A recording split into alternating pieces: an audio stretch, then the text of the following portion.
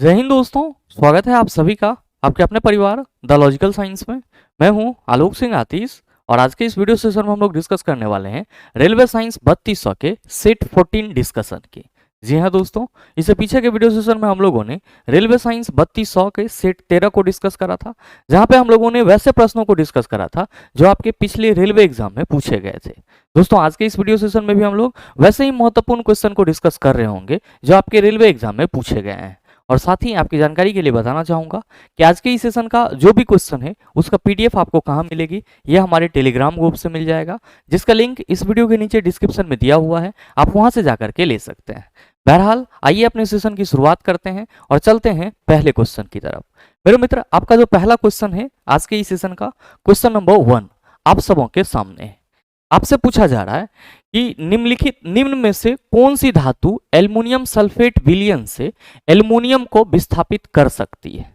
आपसे क्वेश्चन करा जा रहा है इन चारों ऑप्शन में से ऐसा कौन सा धातु है जो एल्युमिनियम सल्फेट विलयन से एल्युमिनियम को विस्थापित कर सकता है। मेरे मित्र, सिंपली आपको अगर इस क्वेश्चन को समझना है तो रिएक्शन के माध्यम से आप ये कह सकते हैं कि गुरुजी बात की जा रही है Al2SO4 होल 3 से, Al2SO4 होल 3 से ऐसा कौन सा इन चारों में से मेटल है, धातु है जो एल्युमिनियम को विस्थापित कर देगा, यानी कि Al2SO4 होल 3 इन चारों में से किसके साथ अभिक्रिया करेगी तो सर आपका एल्युमिनियम अलग हो जाएगा। ये चीज आपको बताना है। बहुत सारे मित्र कहेंगे कि गुरुजी ये हमें कैसे पता चलेगा, और आप सबों के मन में आ भी रहा होगा कि गुरुजी रिएक्शन करा के चारों ऑप्शन में से देख लेंगे। मेरे मित्र ध्यान दीजिएगा, ऐसे ही रिएक्शन यहाँ पे नहीं करवाना होगा। आप सभी यहाँ पे ये समझेंगे कि जो एल्युमिनियम सल्फेट विलयन से एल्युमिनियम को विस्थापित करने की बात की जा रही है, तो ये जो विस्थापित शब्द है ये कहीं ना कहीं किसको इंडिकेट कर रहा है, तो आप सभी ध्यान में रखना, ये विस्थापन अभिक्रिया को इंडिकेट कर रहा है। किसको इंडिकेट कर रहा है? विस्थापन अभिक्रिया को इंडिकेट कर रहा है, जिसको हम लोग इंग्लिश में क्या कहते हैं, इसी को हम लोग इंग्लिश में डिस्प्लेसमेंट रिएक्शन या फिर सब्स्टिट्यूशन रिएक्शन कहते हैं। आप सबों को मालूम है कि वैसी रासायनिक अभिक्रिया जिसमें कोई ज्यादा अभिक्रियाशील तत्व अपने से कम अभिक्रियाशील तत्व को विस्थापित करके उसका जगह ले लेती है, उसको हम लोग क्या कहते हैं? आप सभी कहते हैं गुरुजी उसको हम लोग विस्थापन अभिक्रिया यानी कि डिस्प्लेसमेंट रिएक्शन कहते हैं।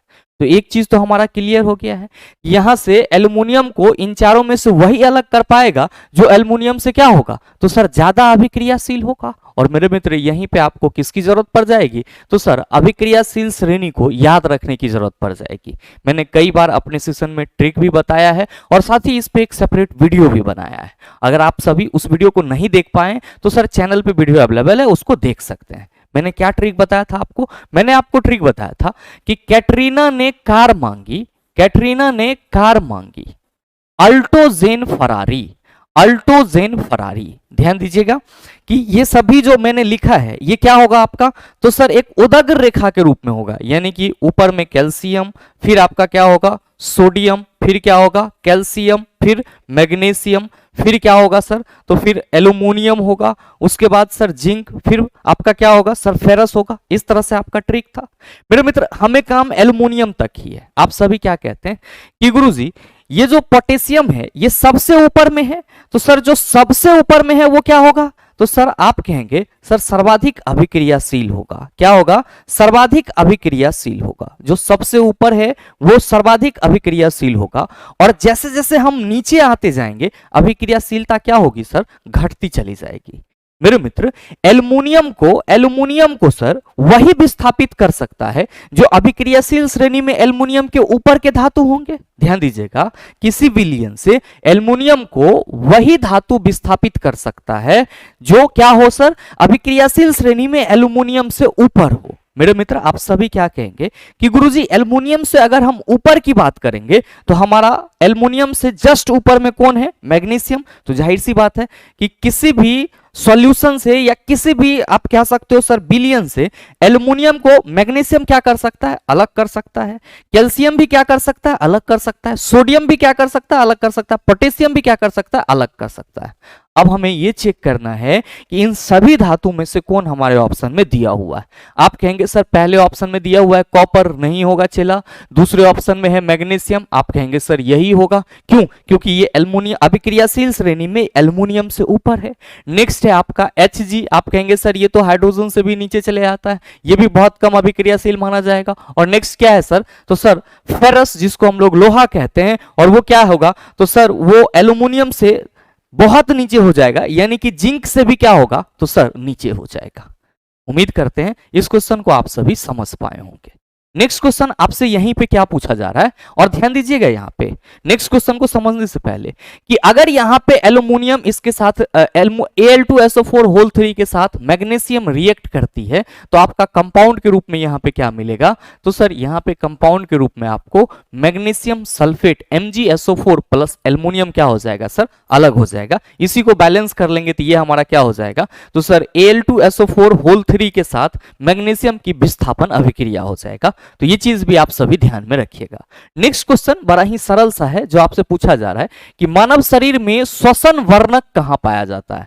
मेरे मित्र आपसे क्वेश्चन करा जा रहा है कि ह्यूमन बॉडी में जो आपका रिस्पिरेटरी पिगमेंट होता है वो कहां पाया जाता है। आप सभी कहेंगे सर रिस्पिरेटरी पिगमेंट का मतलब क्या हुआ?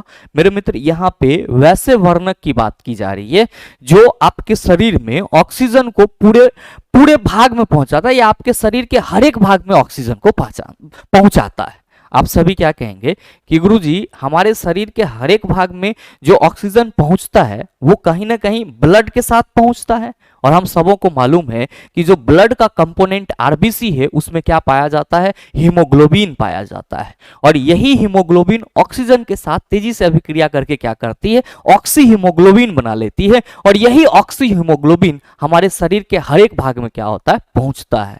मतलब साफ है कि सर रिस्पिरेटरी पिगमेंट के रूप में यहां पे किसको देखा जाएगा? आप कहेंगे हीमोग्लोबिन को। हीमोग्लोबिन कहां पाया जाता है? आप कहेंगे श्वेत रक्त कणिका यानी कि आरबीसी में पाया जाता है। तो आपसे जो क्वेश्चन करा जा रहा है कि मानव शरीर में श्वसन वर्णक कहां पे पाया जाता है, तो आप सभी कहेंगे सर ये लाल रक्त कणिकाओं में पाया जाता है, यानी कि सही आंसर आपका क्या होगा? ऑप्शन नंबर बी हो जाएगा। ध्यान में रखेंगे कि अगर बात की जाएगी कि श्वसन वर्णक किसे बोला जाता है, श्वसन वर्णक किसे बोला जाता है, तो आप सभी याद रखना हीमोग्लोबिन को क्या बोला जाता है सर? श्वसन वर्णक बोला जाता है। साथ ही मेरे मित्र आप सभी ध्यान में रखेंगे कि हम लोग के शरीर में जो ब्लड है, जो हम लोग के शरीर में ब्लड है, इसे क्या कहा जाता है? आप कहिएगा इसे तरल संयोजी उत्तक कहा जाता है। क्या कहा जाता है? तरल संयोजी उत्तक कहा जाता है, फ्लूइड कनेक्टिव टिश्यू कहा जाता है।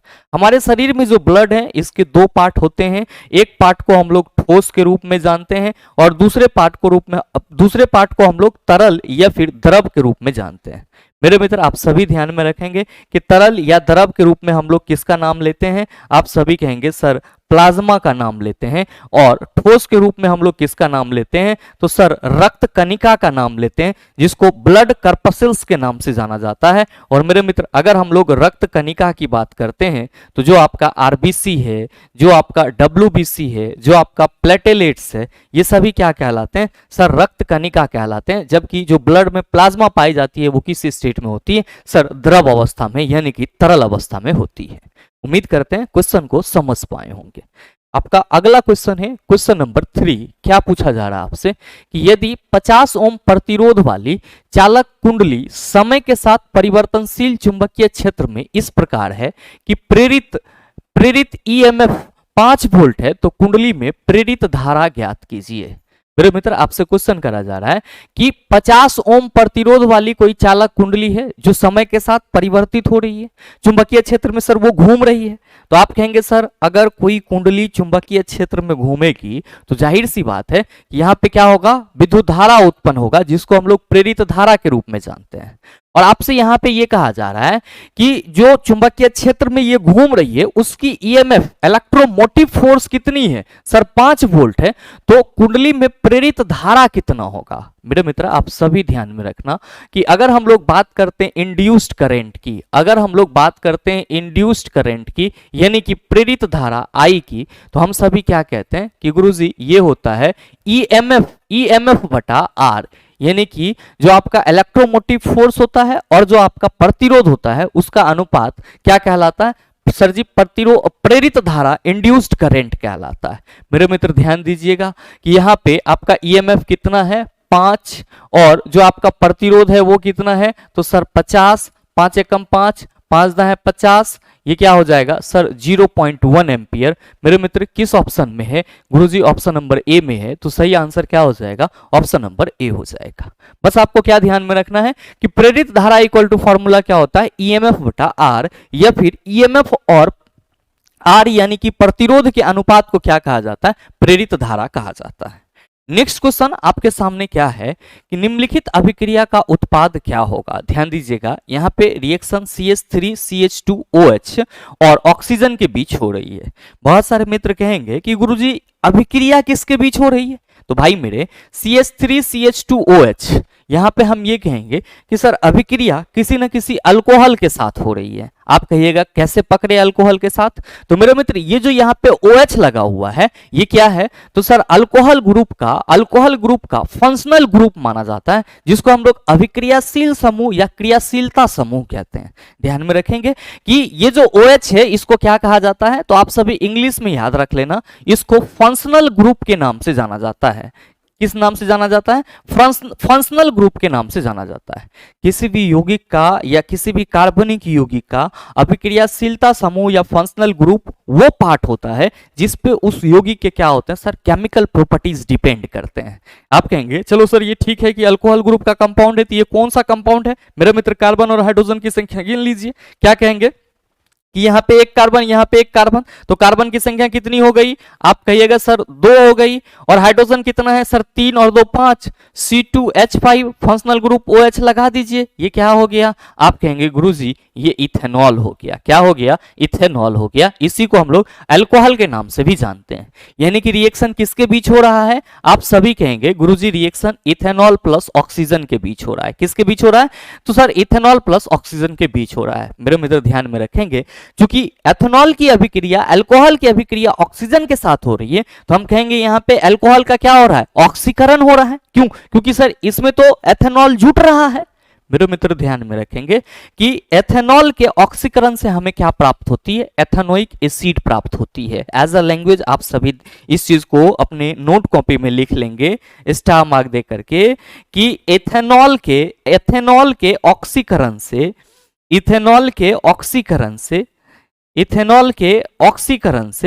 इथेनोइक एसिड प्राप्त होता है। क्या प्राप्त होता है इथेनोइक एसिड प्राप्त होता है। मेरे मित्र आप सभी ध्यान में रखिएगा कि ये जो आपका एथेनोइक एसिड है इसी को हम लोग किस नाम से जानते हैं, इसी को हम लोग एसिटिक एसिड के नाम से जानते हैं। और चला जी जब इसी में हम लोग वाटर मिला देते हैं ये हमारा विनेगर यानी कि सिरका हो जाता है। आप सभी क्या कहते हैं कि गुरुजी ये जो हमारा एसिटिक एसिड है इसका फॉर्मूला CH3COOH होता है। मतलब साफ है कि अगर इथेनॉल का ऑक्सीकरण एल्केलिन KMnO4 और K2Cr2O7 पोटेशियम डाइक्रोमेट अम्लीकृत पोटेशियम डाइक्रोमेट के साथ की जाए, या आप कह सकते हो कि सर इथेनॉल किया ऑक्सीकरण आपका क्षारीय KMnO4 और अम्लीय K2Cr2O7 की उपस्थिति में कराया जाए तो हमें क्या मिलेगा सर एथेनोइक एसिड यानी कि एसिटिक एसिड मिलेगा। और हम लोग क्या कहेंगे कि सर यहाँ जो अभिक्रिया हो रही है वो ऑक्सीकरण की अभिक्रिया हो रही है। तो मेरे मित्र सही आंसर क्या होगा आप कहेंगे सर पहले ऑप्शन में तो CH3COOCH3 है, ये सही फॉर्मूला ही नहीं है। दूसरे ऑप्शन में CH3COOH है, यही हमारा सही फॉर्मूला है और सही आंसर भी है। तो आपके इस क्वेश्चन का सही आंसर क्या हो जाएगा ऑप्शन नंबर बी हो जाएगा। उम्मीद करते हैं क्वेश्चन को आप सभी समझ पाए होंगे। आइए बात करते हैं हम लोग अगले क्वेश्चन की। मेरे मित्र आपका जो अगला क्वेश्चन है क्वेश्चन नंबर 5 क्या पूछा जा रहा है कि एक इलेक्ट्रॉनिक ओवन की रेटिंग 2500 वाट है, इसके द्वारा 5 घंटे में उपयोग कर जाने वाली ऊर्जा कितनी होगी। मेरे मित्र आपसे क्वेश्चन करा जा रहा है कि कोई इलेक्ट्रिक ओवन है जिसकी रेटिंग 2500 वाट है। मेरे मित्र ये जो 2500 वाट है ये क्या है आप कहेंगे सर इसकी पावर है। और आपसे ये कहा जा रहा है कि अगर इसको 5 घंटा उपयोग किया जाए तो 5 घंटा उपयोग करने में कितनी ऊर्जा खपत होगी, ये चीज आपको बताना है। आप सभी कहेंगे कि गुरुजी ऑप्शन तो हमें यहाँ पे किलोवाट और जूल दोनों में दिया हुआ है। मेरे मित्र आप सबों को क्या मालूम है कि जो हम लोग विद्युत ऊर्जा के कॉमर्शियल यूनिट की बात करते हैं उसमें हम लोग क्या कहते हैं कि सर ये kWh में हम लोग लेते हैं, यानी कि किलोवाट आवर में लेते हैं। हाँ, ये अलग बात है कि हम इस किलोवाट आवर को क्या करते हैं सर जूल में भी बदल सकते हैं। ध्यान दीजिएगा, मैंने आपको क्या बताया है। तो सर जब भी आपको इस तरह के क्वेश्चन दिए हुए हो तो जो इलेक्ट्रिक अप्लायंसेस की वाट होती है और वो जितने देर तक चलाया जाता है और जितने दिन तक चलाया जाता है, इन सभी को गुना करके 1000 से डिवाइड कर दीजिए। आप कहेंगे सर यहाँ पे 5 घंटे की बात की जा रही है तो किसी एक दिन की बात की जा रही हो, एक दिन में 5 घंटा चला। तो मेरे मित्र आप सभी क्या कहेंगे कि गुरुजी अगर हम टोटल यूनिट की बात करेंगे, टोटल यूनिट की बात करेंगे तो पावर हमारा 2500 वाट है और चल कितना रहा है सर 5 घंटा। मान लेते हैं कि ये एक दिन चलेगा तो एक को गुने करके हमको क्या मिलेगा सर, कुछ नहीं मिलेगा। ये डबल जीरो इसके साथ कैंसिल हो जाएगा, 25 25 125 अब बटा क्या हो जाएगा 10, ये 12.5 क्या हो जाएगा सर kWh हो जाएगा। 12.5 क्या हो जाएगा kWh। देख लीजिए किस ऑप्शन में है, आप कहेंगे सर ऑप्शन नंबर बी में है। मेरे मित्र आप सभी कहेंगे कि गुरुजी अगर हम इसको जूल में करेंगे तो कैसे कहेंगे। तो मेरे मित्र ये 12.5 kWh जो है इसको आप जूल में भी बदल सकते हैं। मैंने आपको बताया है क्या कि कॉमर्शियल यूनिट की जब हम लोग बात करते हैं तो 1 kWh को ही एक यूनिट मान लिया जाता है।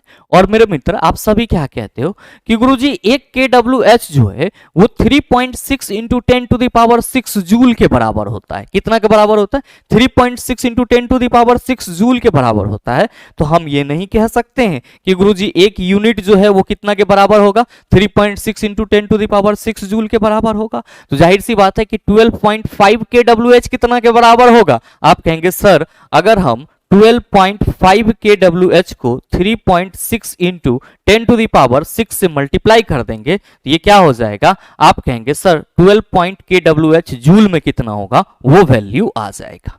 तो मेरे मित्र kWh को आप जूल में बदल सकते हैं। इसके लिए बस और बस आपको क्या करना है तो सर 3.6 इंटू 10⁻6 जूल से दिए गए वैल्यू को मल्टीप्लाई करना है। नेक्स्ट क्वेश्चन देखिएगा, क्वेश्चन नंबर 6।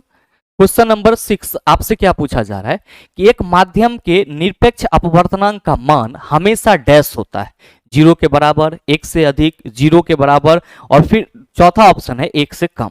सही आंसर क्या होगा, आप कहेंगे ऑप्शन नंबर बी। बहुत सारे मित्रों को याद होगा और बहुत सारे मित्रों को नहीं याद होगा।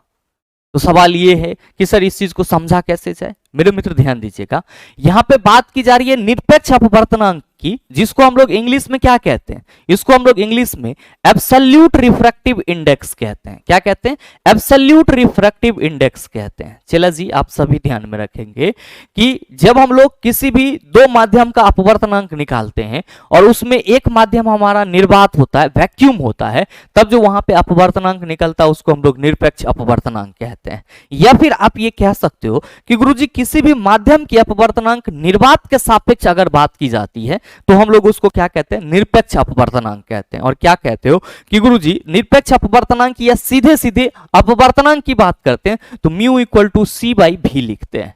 चला जी ध्यान दीजिएगा कि सी क्या है, तो आप कहते हैं सी जो है सर वो निर्वात में प्रकाश की गति है। सी क्या है, तो आप कहते हैं निर्वात में प्रकाश की चाल, निर्वात में प्रकाश की चाल। और आपका भी क्या है, आप कहते हो गुरुजी माध्यम में प्रकाश की चाल। क्या है, माध्यम में प्रकाश की चाल। मेरे मित्र आप सबों को ये तो अच्छे से मालूम है कि प्रकाश की चाल निर्वात में कितनी होती है। आप सभी कहते हो कि गुरुजी प्रकाश की चाल निर्वात में जो है वो 3.0 इंटू 10⁸ मीटर पर सेकेंड होती है। मेरे मित्र साथ ही आप सभी ये भी कहते हो कि गुरुजी प्रकाश की चाल जो निर्वात में होती है वो सभी माध्यमों से ज्यादा होती है, यानी कि निर्वात को छोड़ करके अन्य सभी माध्यम में प्रकाश की चाल क्या होगी सर, निर्वात में जो प्रकाश की चाल है उससे कम होगी। ध्यान से समझिएगा कि सर्वाधिक आपका प्रकाश की चाल किस में होती है, निर्वात में होती है, बाकी के माध्यम में निर्वात से कम होती है। तो मेरे मित्र यहाँ पे जो एब्सोल्यूट रिफ्रैक्टिव इंडेक्स की बात की जा रही है तो आप सभी कह रहे हो गुरुजी ये mu equal to C by भी होगा और यहाँ पे 3.0 इंटू 10⁸ है।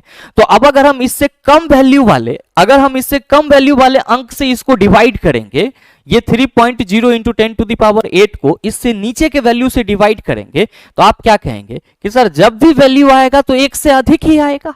क्योंकि ये एक के बराबर तभी आएगा जब हम इतना से ही इसको डिवाइड करेंगे, लेकिन इतना प्रकाश की चाल तो किसी अन्य माध्यम में नहीं होगी, जब भी होगी इससे कम होगी। तो सर जब कम वैल्यू से इसको डिवाइड किया जाएगा तो हमेशा वैल्यू क्या आएगा, आप कहेंगे सर एक से अधिक आएगा। इसीलिए आप सभी ध्यान में रखना कि निरपेक्ष अपवर्तनांक का मान हमेशा क्या होता है, आप कहेंगे एक से अधिक होता है, हमेशा क्या होता है, एक से अधिक होता है। और मेरे ख्याल से ये कंसेप्ट भी आपका क्लियर हो पाया होगा। आइए बात करते हैं हम लोग अगले क्वेश्चन की।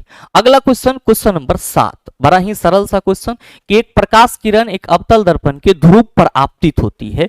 आपतित किरण और मुख अक्ष के बीच निर्मित न्यून कोण क्या कहलाता है?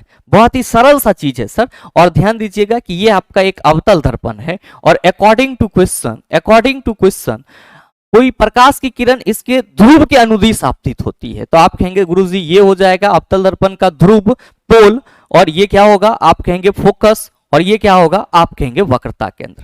मेरे मित्र कोई प्रकाश की किरण इस ध्रुव पे आती है, कोई प्रकाश की किरण कैसे आती है, तो ध्यान दीजिएगा कि इस ध्रुव के अनुदिश आती है। और ये परावर्तित कैसे होगी, तो सर ऐसे होगी मेरे मित्र, ये इस तरह से आती है और परावर्तित इस तरह से हो रही है। आपसे ये कहा जा रहा है कि ये जो आपका आपतित किरण है, ये जो आपका आपतित किरण यानी कि इंसिडेंट रे है, और साथ ही साथ ये जो आपका मुख अक्ष है, आपतित किरण और जो आपका मुख अक्ष है, इसके बीच में बना कोण क्या कहलाएगा? ये जो कोण बन रहा है ये क्या है, न्यून कोण है। तो आपसे ये पूछा जा रहा है इस कोण को क्या कहेंगे? आप झट से कहेंगे कि गुरुजी चूंकि ये आपतित किरण है और ये वाला जो है ये परावर्तित किरण है।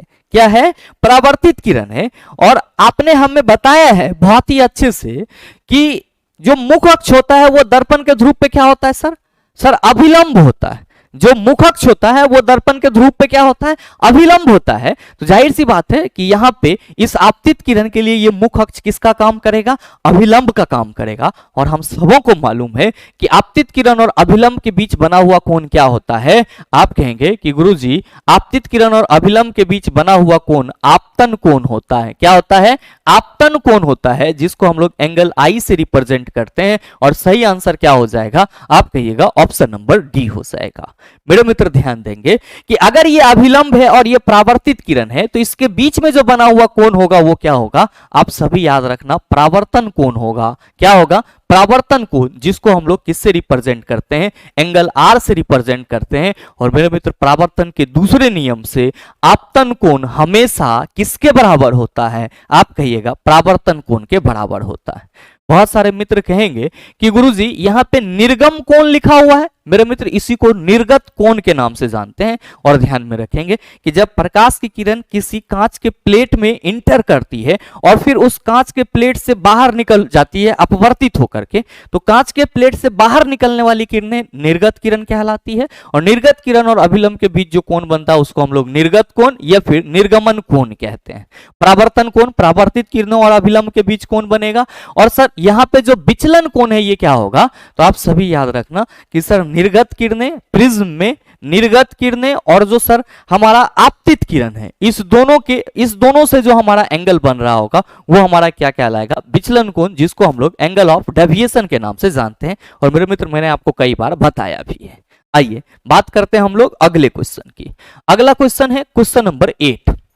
निम्नलिखित में से कौन सा लवण लगभग 7 पीएच वाला जलीय विलयन उत्पन्न करेगा? लगभग 7 पीएच वाला जलीय विलयन उत्पन्न करेगा मतलब क्या होगा सर? तो सर उदासीन हो जाएगा। क्यों? क्योंकि सर पीएच वैल्यू, अगर पीएच वैल्यू हमारा क्या हो जाए 7, तो हम लोग कहते हैं सर वो उदासीनता को प्रदर्शित करता है। किसको प्रदर्शित करता है? उदासीनता को। अब आपको ध्यान में रखना होगा कि जो लवण बनते हैं सर ये 3 प्रकार के होते हैं। एक होते हैं अम्लीय लवण, फिर होता है क्षारीय लवण और फिर होता है आपका उदासीन लवण। ध्यान में रखिएगा कि जब स्ट्रॉन्ग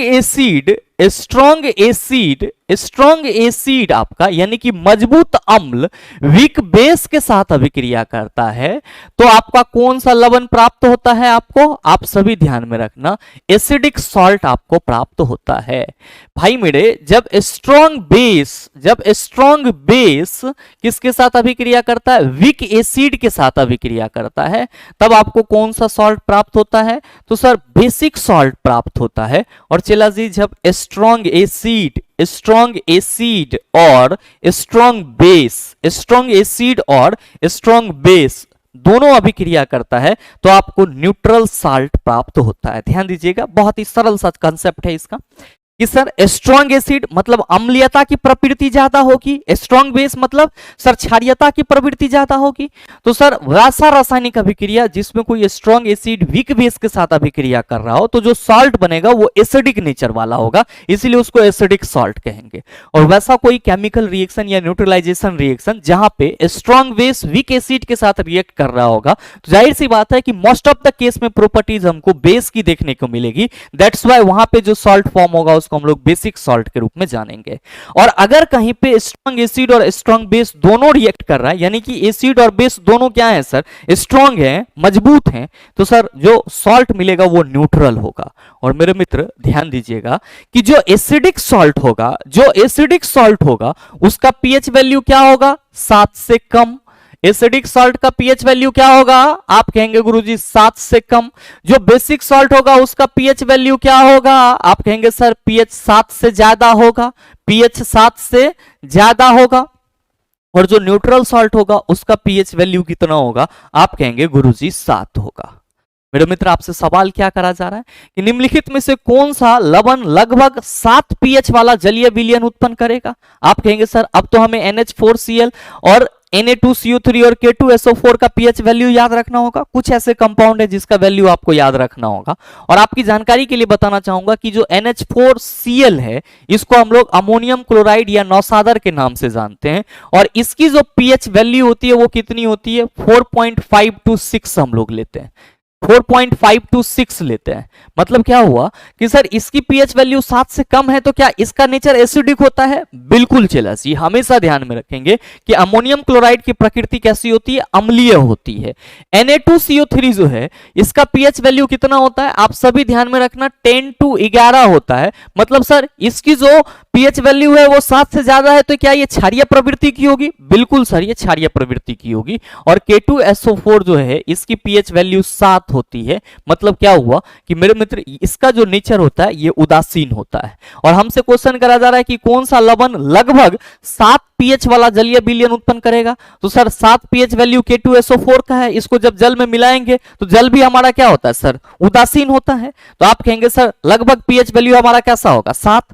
तो आपसे जो क्वेश्चन करा जा रहा है उसका सही आंसर क्या होगा, आप कहेंगे सर ऑप्शन ए में केवल 2 दिया हुआ है। तो सर ये तो सही नहीं होगा।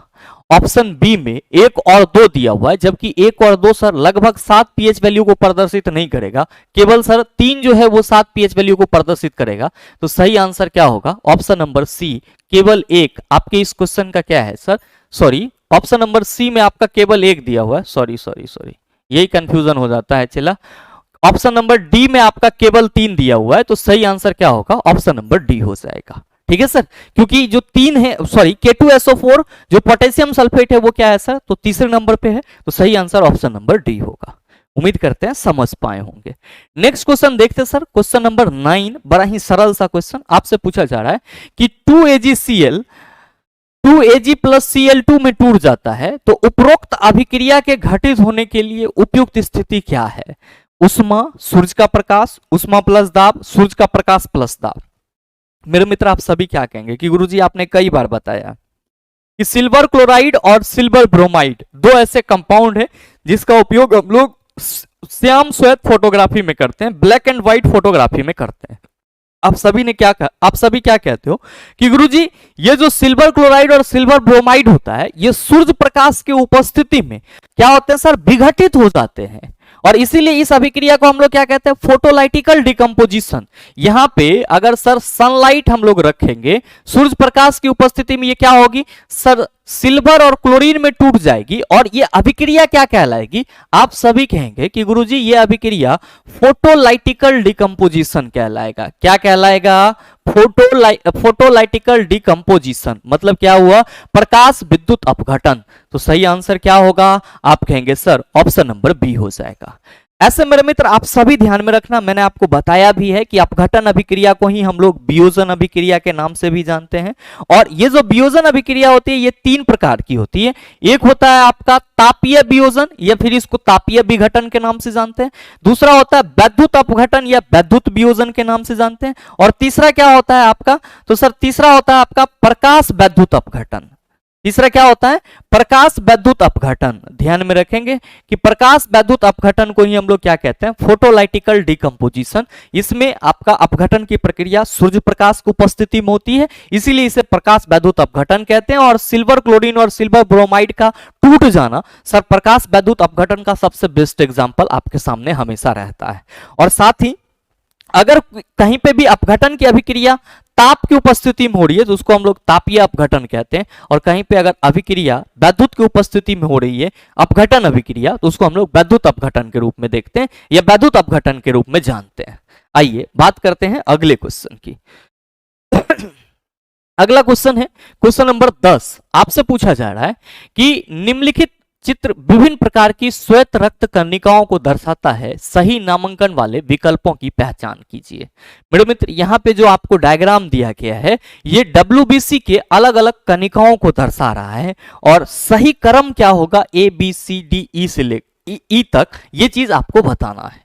आप कहेंगे कि गुरुजी पहले हमें ये बताओ कि ये WBC जो बात की जा रही है WBC के बारे में क्या महत्वपूर्ण चीज हम लोग याद रख सकते हैं, तो ध्यान में रखेंगे किसी को हम लोग इंग्लिश में व्हाइट ब्लड कर्पसेल्स कहते हैं, या फिर शुद्ध हिंदी में इसको हम लोग क्या कहते हैं, शुद्ध हिंदी में इसको हम लोग श्वेत रक्त कणिका कहते हैं।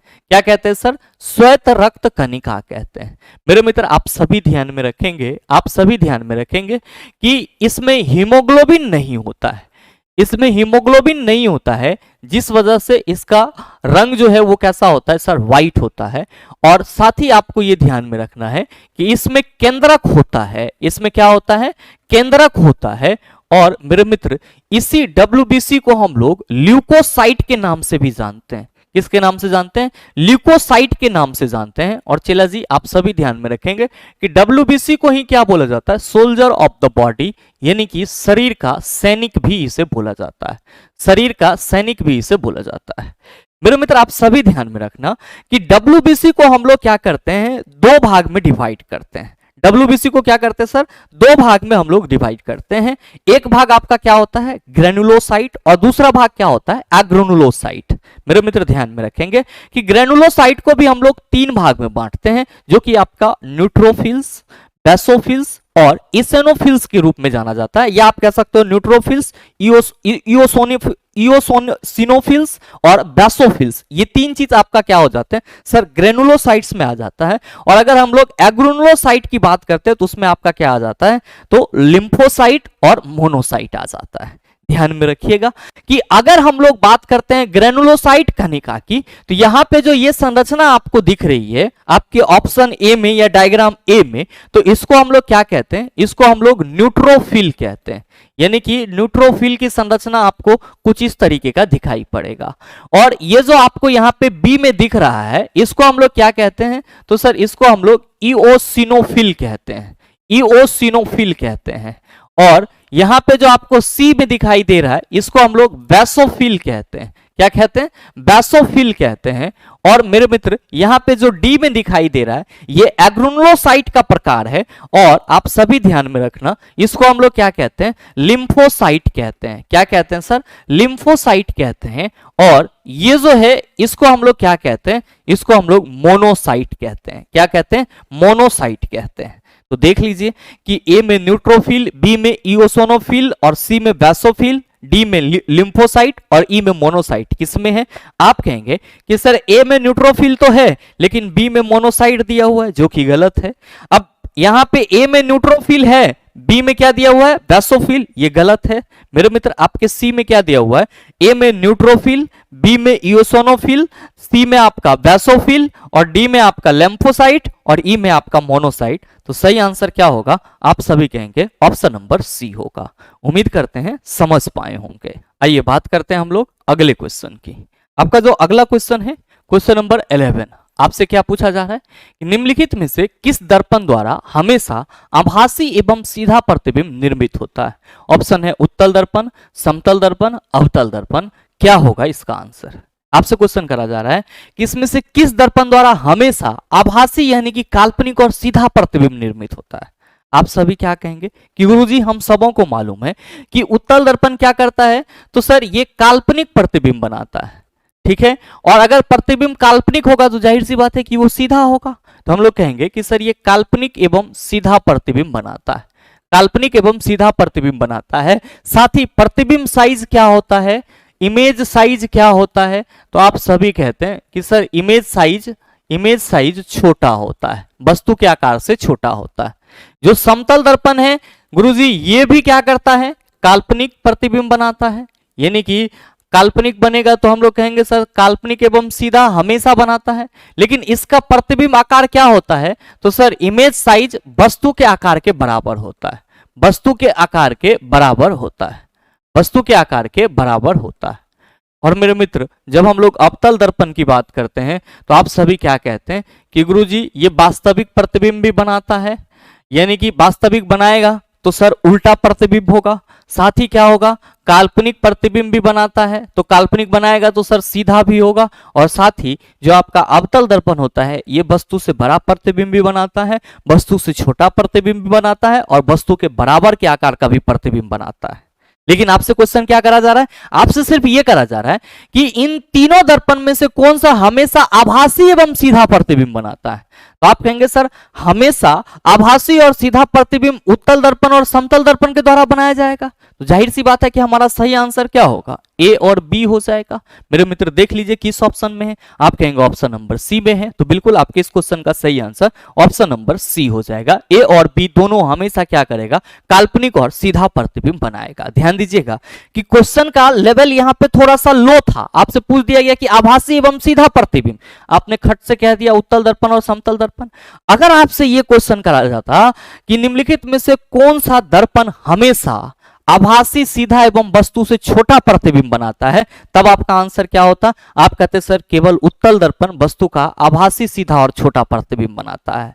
और अगर आपसे क्वेश्चन ये कर दिया जाता कि इनमें से कौन सा हमेशा आभासी एवं सीधा तथा वस्तु के आकार के बराबर आकार का प्रतिबिंब बनाता है, तब आप कहते सर आंसर समतल दर्पण हो जाता। क्यों, क्योंकि सर समतल दर्पण के द्वारा जो प्रतिबिंब बनाया जाता है वो हमेशा वस्तु के आकार के बराबर होता है। और मेरे मित्र समतल दर्पण में जो प्रतिबिंब बनते हैं उसके लिए आवर्धन क्या होता है, आप कहते सर हमेशा एक होता है। क्यों, क्योंकि सर आवर्धन प्रतिबिंब की ऊंचाई और वस्तु की ऊंचाई का अनुपात है, और जब प्रतिबिंब आकार और वस्तु आकार दोनों बराबर होता है तो जाहिर सी बात है सेम वैल्यू के साथ अगर हम लोग अनुपात निकालेंगे तो हमारा आंसर कितना आएगा, गुरुजी एक आएगा। इसीलिए समतल दर्पण में जो प्रतिबिंब बनते हैं उसका आवर्धन हमेशा क्या होता है, एक होता है।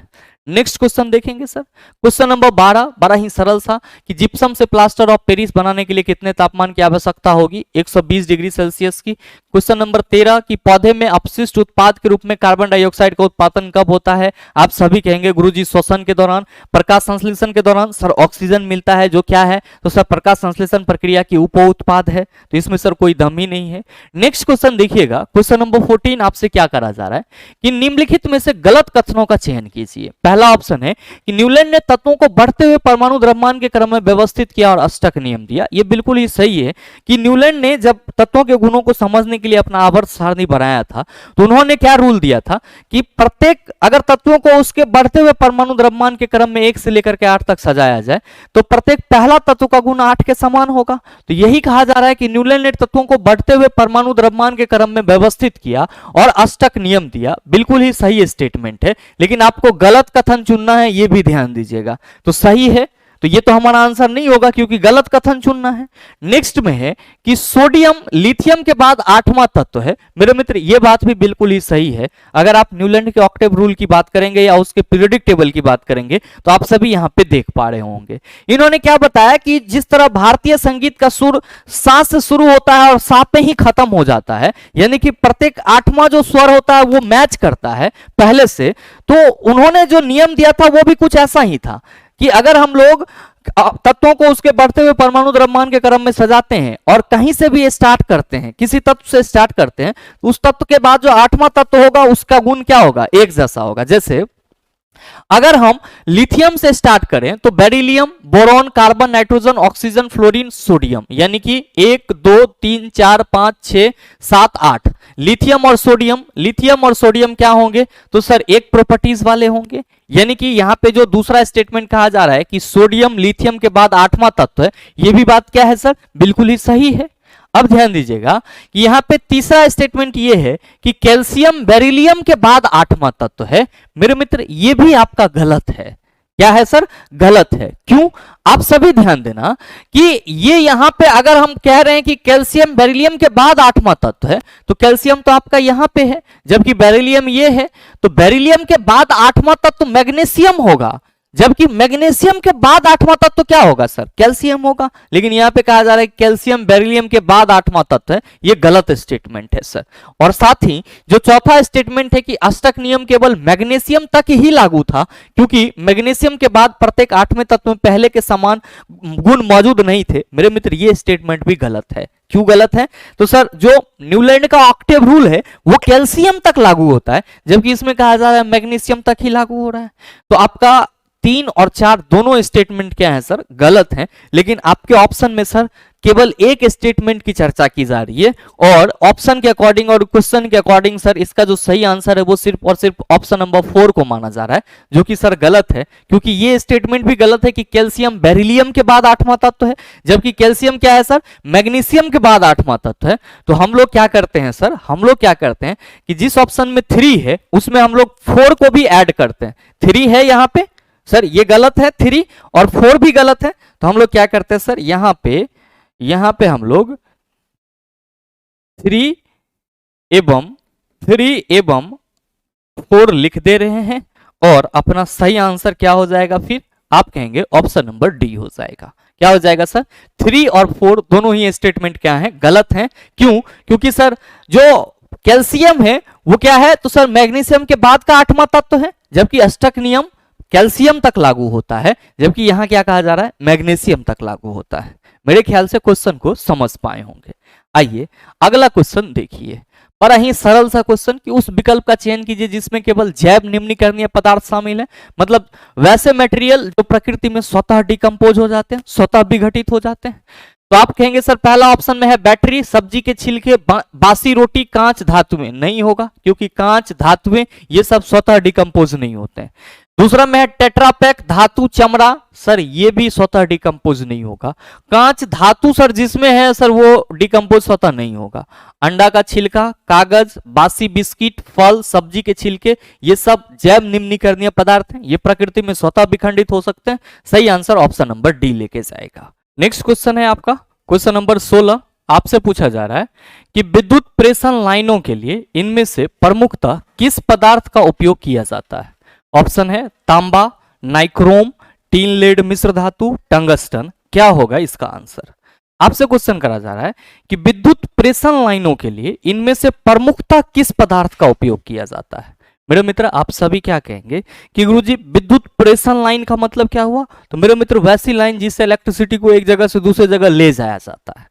आप सभी कहेंगे गुरुजी ये चीज तो चालकता पे डिपेंड करती है, ऑब्वियसली मेरे मित्र। और आप सभी ध्यान में रखना कि अगर हम लोग बात करते हैं विद्युत चालकता की, किसकी बात करते हैं, विद्युत चालकता की बात करते हैं, तो हम सभी क्या कहते हैं कि गुरुजी सबसे ज्यादा विद्युत चालकता जो है वो सिल्वर की होती है, और इससे कम किसकी होती है, तो आप कहते हैं कि गुरुजी कॉपर की होती है, और फिर इससे कम किसकी होती है, तो आप कहते हैं एल्युमिनियम की होती है। मेरे मित्र आप सभी ध्यान में रखना कि सामान्यतः विद्युत प्रेषण लाइनों के लिए हम लोग कौन से तार का इस्तेमाल होते हुए देखते हैं, गुरुजी एल्युमिनियम का। आप कहेंगे सर इसकी चालकता कम होती है तो फिर इसका इस्तेमाल क्यों होता है। भाई मेरे चालकता कम होने से मतलब नहीं है, हम यहाँ पे सभी धातुओं में तुलना कर रहे हैं, तो हम कह रहे हैं कि सर सिल्वर की विद्युत चालकता सबसे ज्यादा है, अब इससे कम कॉपर की है, और इससे कम क्या है सर एल्युमिनियम की। आप सभी कहेंगे कि सर जो सिल्वर और कॉपर है इसका जो प्राइस होगा वो क्या होगा, एल्युमिनियम की अपेक्षा महंगा होगा। चूंकि सिल्वर आपका बहुत ज्यादा महंगा हो जाता है, इसका ना के बराबर आपको विद्युत प्रेषण लाइन में उपयोग देखने को मिलेगा, जबकि कॉपर का सर इस्तेमाल किया जाता है और एल्युमिनियम का सर सामान्य रूप से आपको देखने को मिलता है। तो क्या कहेंगे कि सर ऑप्शन में तो एल्युमिनियम नहीं है, ऑप्शन में तांबा दिया हुआ है। तो बिल्कुल मेरे मित्र आपके इस क्वेश्चन का सही आंसर क्या होगा, आप सभी कहेंगे ऑप्शन नंबर ए हो जाएगा।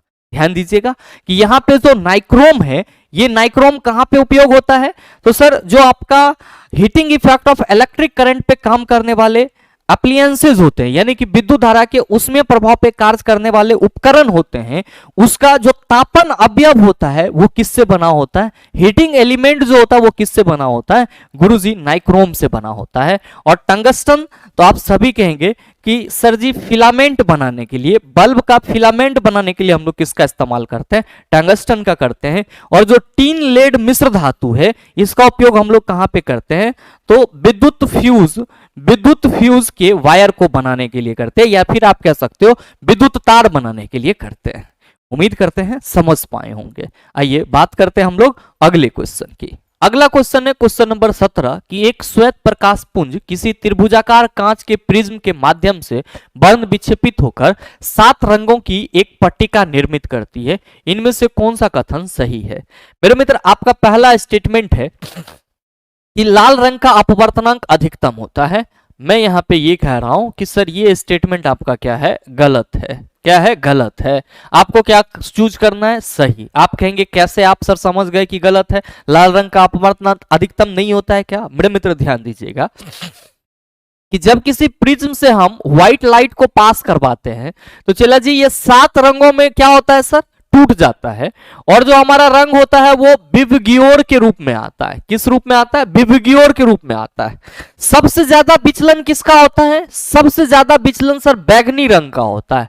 और सबसे कम विचलन किसका होता है? तो सर सबसे कम विचलन जो है वो लाल रंग का होता है, क्योंकि लाल रंग सबसे ऊपर है और बैगनी रंग सबसे नीचे है। ध्यान देंगे कि जब हम लोग अपवर्तनांक से रिलेट करके देखते हैं तो क्या कहते हैं कि गुरुजी जिसकी अपवर्तनांक ज्यादा होगी वो क्या होगा? वो ज्यादा झुकेगा। जिसका अपवर्तनांक कम होगा वो क्या होगा सर? कम झुकेगा। तो यहां पे जो बैगनी रंग है इसकी अपवर्तनांक अधिकतम होती है, जिस वजह से ये प्रिज्म के आधार की ओर ज्यादा झुकता है। जबकि लाल रंग जो है इसकी अपवर्तनांक क्या होती है सर? न्यूनतम होती है, इसलिए ये प्रिज्म के आधार की ओर ज्यादा नहीं झुक पाता है। दूसरा क्या? तो सर लाल रंग का तरंगदैर्घ्य ज्यादा होता है, तो जिसका तरंगदैर्घ्य ज्यादा होता है सर उसका विचलन क्या होता है? कम होता है। और जिसका तरंगदैर्घ्य कम होता है उसका विचलन सर्वाधिक होता है। तो सर बैगनी रंग की तरंगदैर्घ्य क्या होती है? कम होती है, जबकि लाल रंग की तरंगदैर्घ्य क्या होती है? ज्यादा होती है। तो आप कहेंगे कि चलो सर ये तो हमारा क्लियर हो गया कि लाल रंग का अपवर्तनांक अधिकतम होता है, ये गलत है। क्या होगा सर? लाल रंग का अपवर्तनांक न्यूनतम होता है। और नेक्स्ट है कि बैगनी रंग का विचलन अधिकतम होता है। मेरे मित्र यहां पे जो बैगनी रंग के विचलन की बात की जा रही है तो हम क्या देख रहे हैं कि सर बैगनी रंग जो है वो जो आपका प्रिज्म के बेस की ओर झुकाव है इसका क्या है सर? सबसे ज्यादा है। तो हम कहेंगे सर इसका विचलन सबसे अधिक हो रहा है। तो आपका ये स्टेटमेंट क्या है सर? समान है। सही, सॉरी सर सही है। नेक्स्ट है कि कांच में श्वेत प्रकाश के सभी घटकों की चाल समान होती है। नहीं, चाल क्या होती है सर? अलग अलग होती है। तो आप क्या कहेंगे कि सर केवल हमारा ऑप्शन नंबर बी सही है, यानी कि स्टेटमेंट बी सही है। बिल्कुल सर। और आपके इस क्वेश्चन का सही आंसर क्या होगा? ऑप्शन नंबर ए हो जाएगा। उम्मीद करते हैं समझ पाए होंगे। आइए बात करते हैं हम लोग अगले क्वेश्चन की। अगला क्वेश्चन क्वेश्चन नंबर 18। कई बार मैंने बताया है कि निम्नलिखित में से कौन सा पर्यावरणीय कारक कुछ जंतुओं में विकासशील जीव के लिंग निर्धारण में महत्वपूर्ण भूमिका निभाते हैं? आप कहेंगे सर तापमान, क्योंकि कुछ जंतुओं में जो लिंग का निर्धारण होता है वो तापमान के सहारे होता है। मेंडलीव की आवर्त सारणी में आधुनिक आवर्त सारणी के किस समूह का उल्लेख नहीं किया गया है? मेरे मित्र आप सभी ध्यान में रखना कि मेंडलीव के आवर्त सारणी में जो आधुनिक आवर्त सारणी के किस समूह का उल्लेख नहीं किया गया है, इस चीज की चर्चा की जा रही है। तो आधुनिक आवर्त सारणी में क्या किया गया है सर? अक्रिय गैस के लिए एक अलग समूह बनाया गया है। लेकिन मेंडलीव के समय में अक्रिय गैस के लिए सर अलग समूह नहीं बनाया गया था। तो सही आंसर क्या हो जाएगा सर? अक्रिय गैस को उत्कृष्ट गैस समूह कहते हैं। तो सही आंसर ऑप्शन नंबर सी हो जाएगा। नेक्स्ट हैलोजन समूह। तो सर आधुनिक आवर्त सारणी का जो वर्ग 17 है उसको हम लोग हैलोजन समूह के नाम से जानते हैं। और निक्टोजेन समूह, नाइट्रोजन फैमिली बोलते हैं सर इसको। और वर्ग 15 के जो तत्व हैं उसको हम लोग निक्टोजन के नाम से जानते हैं। चाल्कोजन वर्ग 16 के जो तत्व होते हैं सर। और ये जो उत्कृष्ट गैस समूह है सर ये वर्ग 18 है। और मेरे मित्र ध्यान दीजिएगा कि मेंडलीव के आवर्त सारणी में सर नोवेल गैस एलिमेंट के लिए कोई ग्रुप नहीं बनाया गया था। आइए बात करते हैं अगले क्वेश्चन की। अगला क्वेश्चन है कि मानव नरों में मौजूद लिंग गुणसूत्र XY इनके बीच क्या अंतर है? तो ध्यान में रखिएगा X बड़ा होता है जबकि Y छोटा होता है। देख लीजिए किस ऑप्शन में है। आप कहेंगे ऑप्शन नंबर बी में है।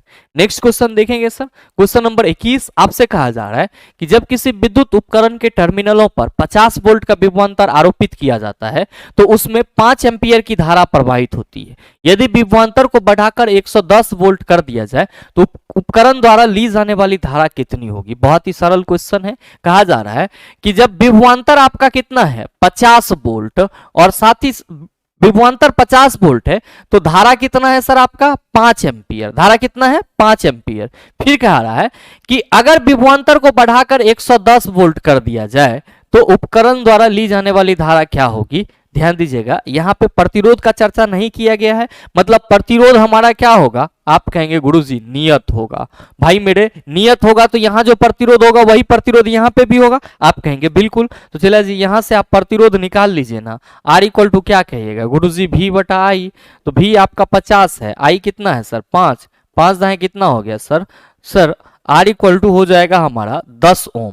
अब देखिए यहाँ पे विभवांतर 110 वोल्ट कर दिया है, I पूछ रहा है तो क्या कहेंगे सर जब प्रतिरोध नियत है तो R हमारा यहाँ पे भी 10 ओम होगा और I इक्वल टू क्या हो जाएगा गुरुजी I equal to V by R हो जाएगा। V कितना है 110 अब बटा 10, 11 दाएं कितना होता है सर 10। सही आंसर 11 एम्पियर हो जाएगा। आइए बात करते हैं अगले क्वेश्चन की।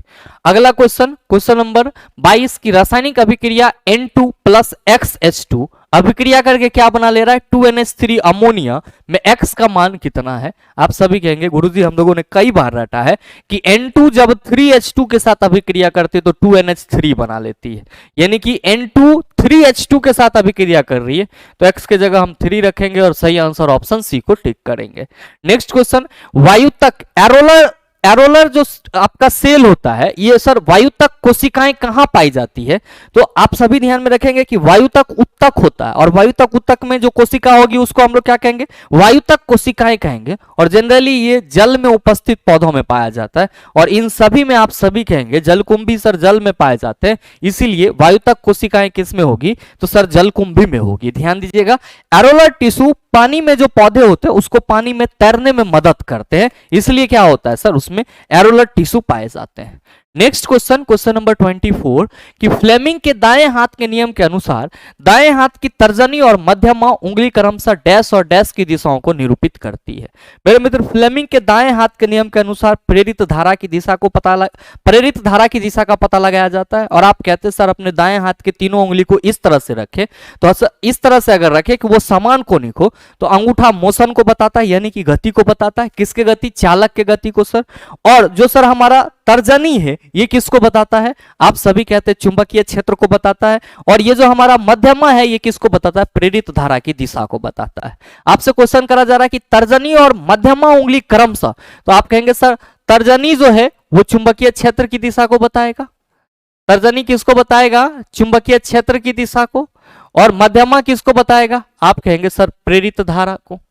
तो चलिए जी देख लीजिए किस ऑप्शन में है। आप कहेंगे सर चालक की गति और चुंबकीय क्षेत्र ये नहीं होगा, चालक की गति और प्रेरित धारा ये भी नहीं होगा, प्रेरित धारा और चुंबकीय क्षेत्र ये भी नहीं होगा, चुंबकीय क्षेत्र और प्रेरित धारा। सही आंसर क्या होगा, ऑप्शन नंबर डी हो जाएगा।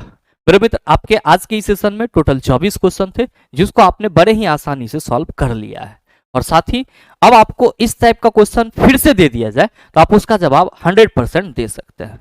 और साथ ही उम्मीद करते हैं कि ये वीडियो आप सबों को अच्छा लगा होगा। अगर आपको वीडियो अच्छा लगा तो वीडियो को लाइक कीजिएगा, ज़्यादा से ज़्यादा शेयर कीजिएगा और हाँ अगर आप चैनल पे नए हैं तो सब्सक्राइब करके बेल आइकन दबा लीजिएगा ताकि इस तरह के एग्जाम रेलेवेंट वीडियो का नोटिफिकेशन सबसे पहले आपके पास पहुंचे और आप उसको सबसे पहले देख पाओ। मिलते हैं फिर अगले वीडियो सेशन में, तब तक के लिए best of luck, thank you, have a nice day.